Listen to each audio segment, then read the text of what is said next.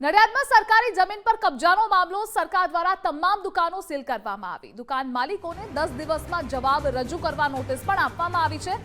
બાળ remand હોમના maintenance હેઠળ આ દુકાનો બંધાઈ હતી। 20 થી 22 લાખ રૂપિયામાં આ દુકાનો વેચાઈ હતી।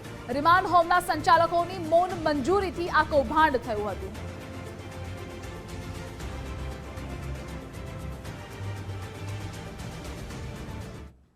નડિયાદ શહેરમાં સરકારી જમીનો પર બાંધેલી દુકાનો આખરે કલેક્ટર દ્વારા સીલ મારવામાં આવી હતી। ખાસ કરીને વાત કરીએ તો નડિયાદ શહેરમાં જે કલેક્ટર કચેરી ખાતેથી જે સમગ્ર કૌભાંડનો આજે પર્દાફાશ કરવામાં આવ્યો હતો, જેમાં નડિયાદ બાળ રિમાન્ડની સરકારી કચેરીની જમીનોમાં દુકાનો બાંધી દેવાનો મામલો સામે આવ્યો હતો।